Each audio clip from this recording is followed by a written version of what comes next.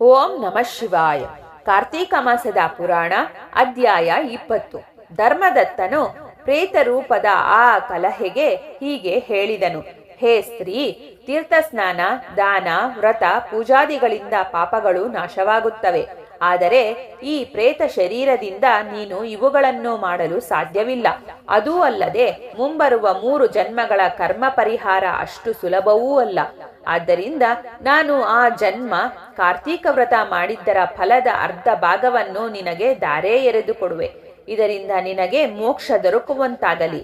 ಹೀಗೆ ನುಡಿದ ಧರ್ಮದತ್ತನು ನಾರಾಯಣ ಮಂತ್ರದ ಜಪಸಹಿತವಾಗಿ ತುಳಸಿ ಜಲದಿಂದ ಆ ಪ್ರೇತಕ್ಕೆ ಪ್ರೋಕ್ಷಿಸಿ ಕಾರ್ತೀಕ ವ್ರತದ ಪುಣ್ಯವನ್ನು ದಾರೆ ಎರೆದು ದಾನವಾಗಿತ್ತನು.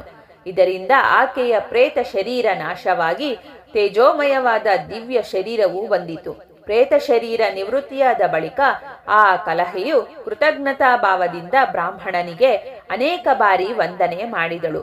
ಆಗ ವಿಷ್ಣುದೂತರು ಆಕಾಶ ಮಾರ್ಗದಲ್ಲಿ ವಿಮಾನ ಸಹಿತರಾಗಿ ಅಲ್ಲಿಗೆ ಬಂದರು. ಅವರಲ್ಲಿ ಪುಣ್ಯಶೀಲ, ಸುಶೀಲರೆಂಬ ದ್ವಾರಪಾಲಕರು ಆಕೆಯನ್ನು ವಿಮಾನದಲ್ಲಿ ಕುಳ್ಳಿರಿಸಿದರು. ಅಪ್ಸರೆಯರು ಹಾಗೂ ಇತರ ದೇವತಾ ಸ್ತ್ರೀಯರು ಆಕೆಯನ್ನು ಆದರೋಪಚಾರಗಳಿಂದ ಬರಮಾಡಿಕೊಂಡರು. ವಿಷ್ಣು ಲೋಕದಿಂದ ಬಂದ ವಿಮಾನವನ್ನು ನೋಡಿ ಧರ್ಮದತ್ತನು ಆ ವಿಷ್ಣುದೂತರನ್ನು ವಂದಿಸಿದನು. ಆ ದ್ವಾರಪಾಲಕರಾದ ಸುಶೀಲ ಪುಣ್ಯಶೀಲರು ಧರ್ಮದತ್ತನನ್ನು ಕುರಿತು ಹೀಗೆ ಹೇಳಿದರು. ಹೇ ವಿಷ್ಣು ಭಕ್ತನೇ, ದೀನರಲ್ಲಿ ದಯೆ ತೋರಿಸುವಾತನು, ದೈವ ಭಕ್ತನು ಆದ ನೀನು ಧನ್ಯನೇ ಸರಿ. ಒಬ್ಬ ದೀನಳಿಗಾಗಿ ಲೋಕೋತ್ತರವಾದ ಕಾರ್ತೀಕ ಮಾಸ ಮಹಿಮೆಯ ವ್ರತದ ಪುಣ್ಯವನ್ನು ದಾರೆ ಎರೆದಿರುವೆ. ಇದರಿಂದ ನಿನ್ನ ಸಕಲ ಪಾಪಗಳ ನಾಶವಾಯಿತು. ಇವಳ ಪಾಪಗಳು ಭಸ್ಮವಾಯಿತು. ನೀನು ಮಾಡಿದ ದೀಪದಾನದ ಫಲವಾಗಿ ಆಕೆಗೆ ದಿವ್ಯ ರೂಪವು, ತುಳಸಿ ಪೂಜೆಯಿಂದ ಆಕೆಗೆ ವಿಷ್ಣುಲೋಕ ಪ್ರಾಪ್ತಿಯು, ಜಾಗರಣೆ ಫಲದಿಂದ ದಿವ್ಯ ವಿಮಾನಯಾನವು ಲಭಿಸಿತು. ಈ ಪುಣ್ಯದಾನದಿಂದ ನಿನ್ನ ಪುಣ್ಯವು ಅನಂತವಾಗಿದೆ. ನಿನಗೆ ವೈಕುಂಠ ಲೋಕ ಪ್ರಾಪ್ತಿಯಾಗುವುದರಲ್ಲಿ ಸಂಶಯವಿಲ್ಲ.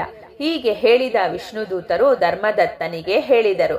ವೈಕುಂಠ ಲೋಕದಲ್ಲಿ ನಿನ್ನ ಪುಣ್ಯವು ಮುಗಿದ ಬಳಿಕ ತ್ರೇತಾಯುಗದಲ್ಲಿ ಸೂರ್ಯವಂಶದಲ್ಲಿ ದಶರಥ ಚಕ್ರವರ್ತಿಯಾಗಿ ಜನಿಸಿ ಶ್ರೀಮನ್ನಾರಾಯಣನನ್ನು ಮಗನನ್ನಾಗಿ ಪಡೆಯುವೆ.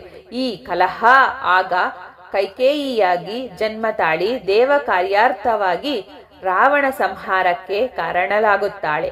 ನಿನ್ನ ವ್ರತದ ಅರ್ಧ ಪುಣ್ಯದಿಂದಲೇ ಇಷ್ಟು ಫಲವೆಂದ ಬಳಿಕ ಕಾರ್ತೀಕ ಮಾಸದ ಮಹಿಮೆಯ ಫಲವನ್ನು ಹೇಳಲು ಸಾಧ್ಯವಿಲ್ಲ ಎಂದು ಹೇಳಿದರೆಂಬಲ್ಲಿಗೆ ಕಾರ್ತೀಕ ಮಾಸದ ಮಹಿಮೆಯ 20ನೇ ಅಧ್ಯಾಯವು ಮುಕ್ತಾಯವಾಯಿತು.